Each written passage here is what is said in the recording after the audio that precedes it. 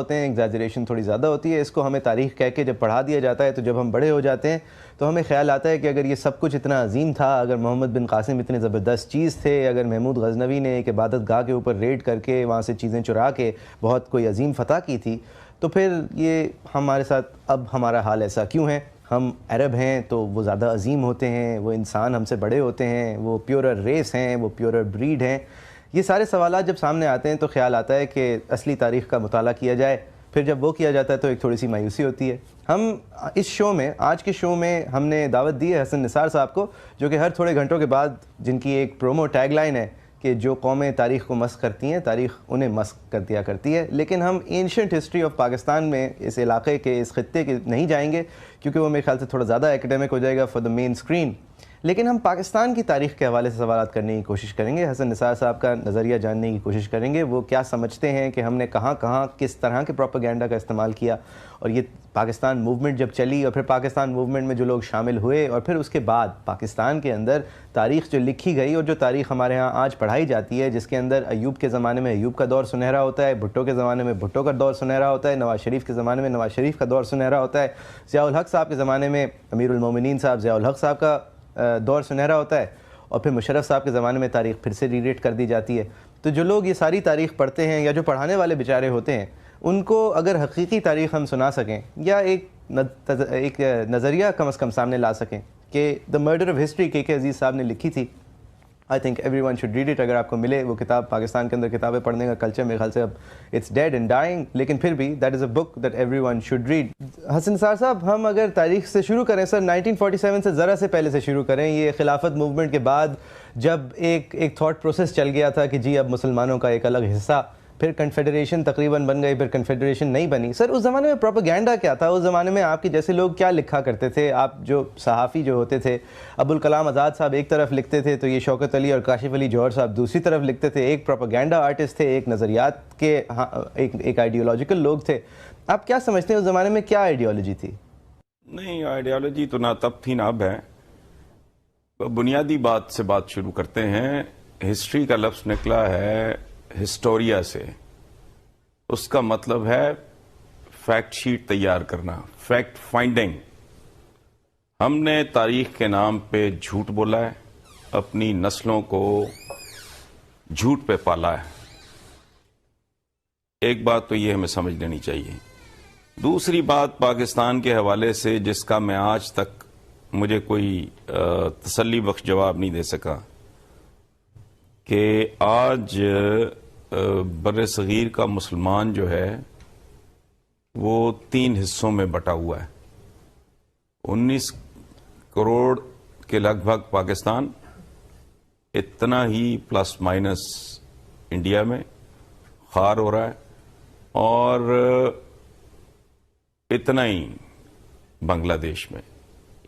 یہ کیا کمال کی اسٹریٹجی تھی جس نے 3 ٹکڑوں میں بانٹ دیا. ایک اور بات, جو پاکستان پہ قبضہ ہوا فیوڈلز کا, چونکہ مسلم لیگ سوائے, دیکھیں کتنا بڑا المیہ ہے یہ, کتنی بڑی ٹریجڈی ہے کہ پاکستان کہا جاتا ہے, جو ملبہ ڈالتے ہیں کہ جو قائد اعظم نے بنایا اور خواب دیکھا اقبال نے, وہ بھی لوور مڈل کلاس کے تھے, اقبال صاحب, اور جناح صاحب بھی لوور مڈل کلاس کے تھے. ہائی جیک کر لیا ایک کا خواب اور دوسرے کی تعبیر. دونوں کے آگے کوسچن مارکس ہیں, لیکن چلیں جو پڑھایا جاتا ہے اس کی روشنی میں بات کر لیتے ہیں. وہ موٹے پیٹوں والے, بڑی بڑی گردنوں والے, مونچھوں والے, انگریزوں کے دلال ٹائپ لوگ. یہ ریکارڈ کی بات ہے, میں اسکرپٹ میں نے نہیں لکھا. اتنی ان کی شرمناک اور گندی تاریخ ہے جس کا حساب کوئی نہیں. یہ ملک ہائی جیک ہو گیا اور اب تک ہے. کانگریس کو چونکہ انلائٹن کلاس, ان کی business class, Birla Tata type, وہ لوگ اس کو چونکہ سپورٹ کر رہے تھے, اس لیے وہاں فیوڈلزم ختم ہو گئی. یہاں ملا, ملٹری, جاگیردار, یہ اس طرح کے لوگ, ان کا ایک اتحاد جو آج تک قائم ہے. اور ظلم عظیم دیکھیں آپ, اس ملک میں شریعہ کے نام پہ یہ کہا گیا کہ جاگیرداری جائز ہے. تاریخ میں یہ بات موجود ہے کہ عالم اسلام میں ایک بہت بڑا تنازع کھڑا ہوا تھا جب یہ ایران، عراق، شام، دمشق یہ سارے فتح ہوئے تو ظاہر ہے کروڑوں ایکڑ اراضی موجود تھی. تو ایک لابی تھی جس نے کہا، ایک گروہ تھا اور وہ اکثریت میں تھے، جنہوں نے کہا جی کہ ہمیں جاگیریں دی جائیں. حضرت عمر بن خطاب بہت عالی شان آدمی تھے، انہوں نے کہا نہیں، قرآن کی روشنی میں یہ مال غنیمت نہیں ہے، یہ مال فے ہے، یہ اسٹیٹ اونڈ ہوگا، مال غنیمت ہے جو تقسیم ہوتا ہے. وہ لابی چونکہ اکثریت میں تھی اور بہت طاقتور لوگ تھے، بڑے مؤثر لوگ تھے، بڑے معتبر لوگ تھے، اور ان کے لیڈرز میں سے سیدنا بلال بھی تھے. تو انہوں نے کہا اس طرح غلط روایت اسلام میں پڑ جائے گی جاگیرداری کی، تو میں نے نہیں یہ ہونے دینا. اور اتنا پریشر بلڈ کیا ان حضرات نے کہ حضرت عمر کو حضرت علی سے رابطہ کر کے انہیں کانفیڈنس میں لینا پڑا، ان کے ساتھ یہ شیئر کرنا پڑا مسئلہ. انہوں نے بھی حضرت عمر بن خطاب کو سپورٹ کیا. اور پھر دنیا کی تاریخ کی بات نہیں، اسے اسلام کی تاریخ کی بات نہیں، پوری دنیا کی تاریخ میں پہلی بار اگر کہیں لینڈ ریفارمز کمیشن بنا تو وہ حضرت عمر بن خطاب کے زمانے میں بنا. آج یہ کیا تعویلیں گھڑتے ہیں، یہ کیا حرکتیں کرتے ہیں، کس کی یاڑ میں؟ وہ جو اقبال نے کہا تھا خود بدلتے نہیں قرآن کو بدل دیتے ہیں. تو یہ جاگیرداروں کے اور جرنیلوں کے ہتھے چڑھ گیا. تھرڈ کلاس قسم کے موقع پرست پولیٹیشنز تھے. جناح صاحب تو آتے ہی رخصت ہو گئے. یہ کتنی دلچسپ اور کتنی عجیب بات ہے. دیکھیں فوج کا رویہ، یہ وہی آرمی تھی، یہ برٹش انڈیا کی ایک ہی طرح کے ٹرینڈ سولجر، ایک ہی اداروں کے پڑے ہوئے، ایک ہی اساتذہ کے تربیت یافتہ، جو فوجی جی ہمارے حصے میں آئے اور جو فوجی انڈیا کے حصے میں آئے، وہ سب ہی ایک گود میں انہوں نے پرورش پائی تھی، ایک ہی طرح کا دودھ پیا تھا، ایک ہی طرح کی ان کی تربیت تھی. بھارت میں فوج نے کبھی جرت نہیں کی، ادھر یہ کبھی باز نہیں آئے. تو اس کی وجہ کیا ہے؟ چونکہ یہاں مٹیریل بڑا لالچی، بڑا گھٹیا، بہت بے ایمان تھا. اور یہاں میں ایک اضافہ کر دوں آپ کو کہ ہائیجین جو ہے فائنینشیل ہائیجین ہی نہیں ہوتی. ایک آدمی اگر دیانتدار ہے لیکن اقتدار کی ہوس کا مارا ہوا ہے تو وہ مالی طور پہ بددیانت آدمی سے بھی زیادہ خطرناک ہے. تو یہ جو ہم کچھ لوگوں کے بارے میں بات کرتے ہیں نا کہ ان کی جرابیں پھٹی ہوئی ہوتی تھی فلانا، نہیں، یہ غلط ہے. اس چیزوں کو دیکھنے کا یہ رویہ درست نہیں. یہاں لیٹ می ایڈ ایک پارلیمنٹرین کا جملہ کہ جو قومیں اپنی تاریخ کو ڈسٹارٹ کرتی ہیں، اس کو توڑتی مروڑتی ہیں، ان میں گند ایڈ کرتی ہیں، اینگلنگ کرتی ہیں، ان کی حالت ایک ایسے بوڑھے جیسی ہوتی ہے جس کی نظر بہت ہی کمزور ہو چکی ہو، اس کو دھندلا دکھائی دیتا ہو اور وہ اپنی نظر کی اینک اپنے ہاتھوں سے توڑ دے. ہوتا یہ ہے کہ جب آپ اپنی نسلوں کو جھوٹ فیڈ کرتے ہیں تو وہ ان کے پاس فیکٹ شیٹ ہوتی ہیں. آپ اگر اعداد و شمار ڈیٹا اگر کمپیوٹر کو بھی آپ درست فیڈ نہیں کریں گے تو even computer will not be able to give you the right answer. تو انسانی دماغ تو بالکل ہی اور چیز ہے. اگر آپ نے ان کو ان چیزوں پہ پالا ہوگا، اس جھوٹ پہ، اس گندگی پہ، غلاظت پہ، ان کو کبھی فیکٹس ہی نہیں بتائے ہوں گے. میں آج سوچتا ہوں کہ ہمارے سامنے اگر اتنی ڈسٹورشن ہے تو ہمارے وہ جو بادشاہ ہوتے تھے، یہ ایک اور بہت بڑا جھوٹ ہے. بر صغیر پہ مسلمانوں کی 1000 سال حکومت تھی. اس سے بڑی لغو بے بنیاد جھوٹی بات ہو ہی نہیں سکتی. مسلمان بیچارے کو تو 2 وقت کی روٹی محاورہ میں نے نہیں بنایا، 2 وقت 3 وقت کے کھانے کا تصور نہیں تھا بر صغیر میں. مسلمان جس دن کھچڑ کھا لیتا تھا اس دن اس کی بیچارے کی عید ہو جاتی تھی. یہ پاکستان بننے کے بعد ایک ٹریڈیشن رہی کہ پاؤں میں جوتا نہیں ہوتا تھا. شادی والے گھر میں جاتے تھے، اس وقت تک جوتا بغل میں ہوتا تھا, گھر کے قریب پہنچ کے تو وہ جوتا پہن لیتے تھے بیچارے. ٹھیک ہے, ان کی رتل تو دیکھیں, تاریخ بادشاہوں کی رہائش کا اور ان کی بود و باش کا اور ان کے لاجسٹکس کا نام نہیں ہے. کسی بھی حکمران کی اگر اصل اوقات دیکھنی ہو, اس کا اصل چہرہ دیکھنا ہو, تو دیکھیں کہ اس کے دور میں عوام کے سال میں تھے. تو یہ جو جھوٹ پڑھایا جاتا ہے 1000 سال بر صغیر مسلمانوں کی حکومت ہی ایک آرگیومنٹ ہے میرا. میں جہاں رکھتا ہوں گونگے ہو جاتے ہیں.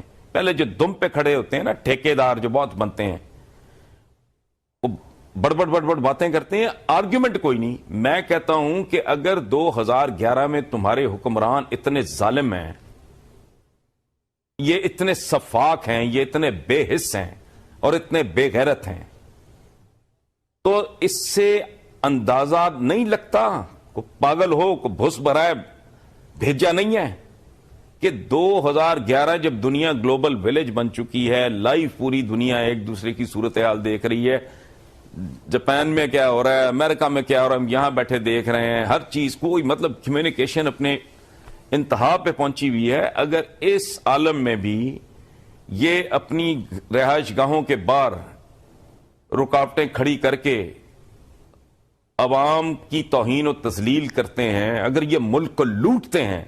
میں ممتاز بھٹو صاحب کا ایک سٹیٹمنٹ پڑھ رہا تھا کہ یہ ماس کھا چکے ہیں اس ملک کا, اب یہ ہڈیاں کھا رہے ہیں.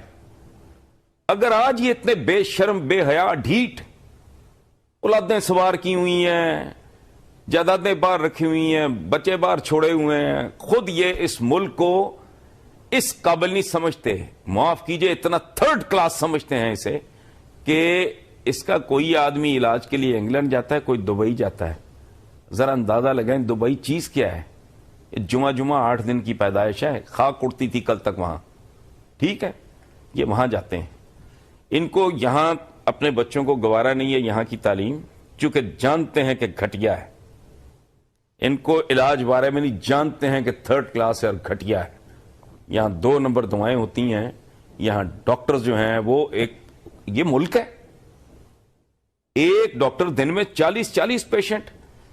ویسٹ کا میں پچھلے دنوں پڑھ رہا تھا, کہیں کو 8 یا 9 پیشنٹ دیکھے, انہوں نے اس کو سمن کر عدالت میں طلب کر لیا. انہوں نے کہا تو کرتا کیا ہے, تو ڈاکٹر ہے, کسائی ہے, کیا ہے تو اتنے پیشنٹ تو نے دیکھے کیسے؟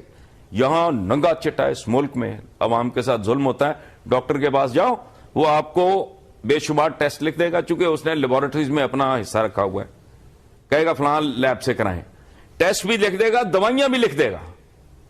اندازہ لگائیں کانٹرڈکشن کا, ان کی بےہودگی, ان کی بدذوقی, بدتمیزی, ان کے ظلم کا, ان کی بے حیائی کا اندازہ لگائیں کہ بھائی اگر تو تم دوائی دے رہے ہو اس کا مطلب ہے تم نے ڈائیگنوز کر لیا ہے, اور اگر کر لیا ہے تو پھر ٹیسٹ کی کوئی ضرورت نہیں. غریب آدمی کے لیے تو بہت مہنگا ہے وہ. اگر نہیں کیا تو ٹیسٹ لکھو, دوائی کیوں لکھ رہے ہو؟ لیکن نہیں ہو رہا ہے, کارروائیاں ڈالتے ہیں. ہمارے پل بنانا ہو لاسٹ ٹائم آپ آئے تھے سر, خبر بنے گی. لاسٹ ٹائم آپ آئے تھے سر, تو سیاست دانوں نے کافی ساروں نے فون کر کے کہا تھا کہ خدا کے واسطے یہ تو بہت سخت ہیں.